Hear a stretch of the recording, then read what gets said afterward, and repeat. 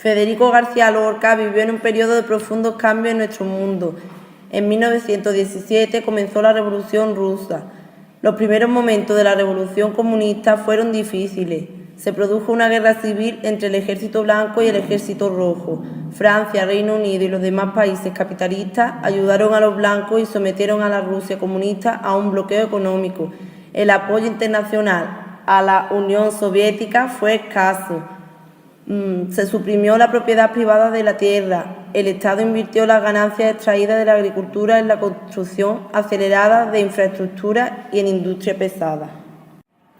En cambio, en Italia surge el fascismo. Después de la guerra, la opinión pública nacionalista quedó decepcionada por las escasas ganancias territoriales conseguidas tras la paz de Versalles.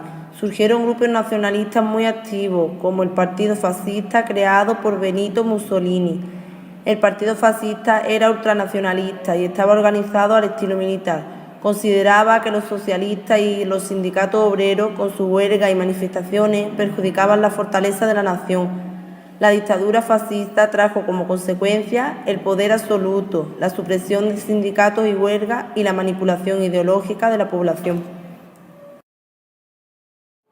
En Estados Unidos se produce el crack. Los años 20 fueron para Estados Unidos una época de crecimiento económico espectacular, que se extendió al resto del mundo gracias a los préstamos que concedió a muchos países europeos. Pero en 1929 el sueño de alcanzar una prosperidad indefinida se esfumó y el sistema capitalista entró en su crisis más grave. Las causas de la crisis son la imprudencia en las inversiones en la bolsa y la superproducción industrial. El crack de la bolsa arrastró a los bancos, la crisis bancaria provocó a la crisis industrial. La crisis se extendió a Europa y al resto del mundo. Como consecuencia de la crisis de 1929 aparece el nazismo. La economía alemana cayó rápidamente. El partido nazi aprovechó para acusar al sistema democrático de los males que padecía Alemania. También culpó a socialistas, comunistas y sobre todo a los judíos. El sistema democrático sufría en Alemania graves problemas internos. Había muchos partidos en el Parlamento y ninguno tenía la mayoría para formar gobierno.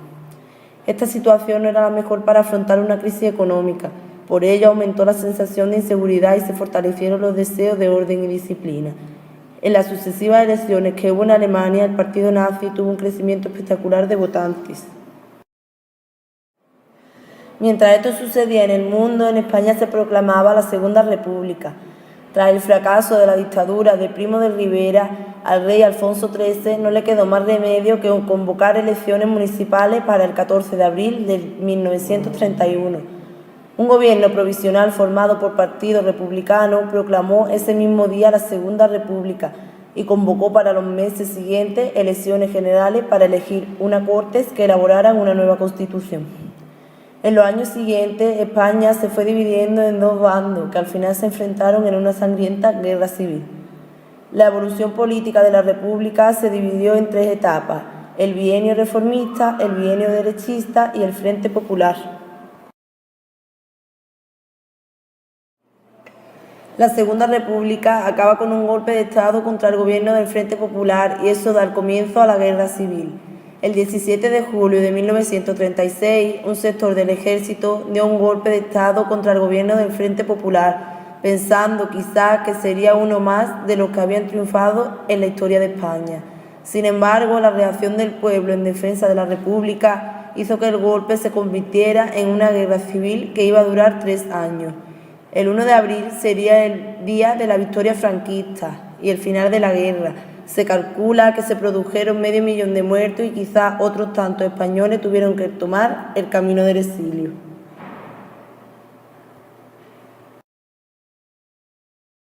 En este periodo el teatro español se caracteriza por el público que habitualmente iba al teatro pertenecía a la clase burguesa y sentía predilección por un teatro de humor y de evasión, lo que explica el éxito de los hermanos Álvarez Quintero o de Pedro Muñoz Seca. Pero este teatro no satisfacía a ciertos escritores como Valle Inclán o García Lorca, que trataron de innovar la escena española con un teatro experimental y de mayor exigencia. Los autores que destacaron fueron Jacinto Benavente, Carlos Arniche, hermanos Álvarez Quintero, Pedro Muñoz Seca, Ramón Valle Inclán y Federico García Lorca. Valle Inclán comienza su andadura teatral bajo la sombra del modernismo. De ahí que sus primeras obras estén cargadas de hadas y elementos fantásticos, pero pronto evolucionan hacia otra forma que desembocan en el teatro del esperpento, el cual trata de mostrarnos la realidad deformándola, para poner en evidencia ciertos valores extravagantes con los que se convivía.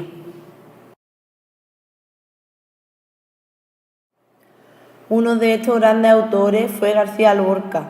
Nació en Fuentevaquero en 1898, estudió Derecho, Filosofía, Música.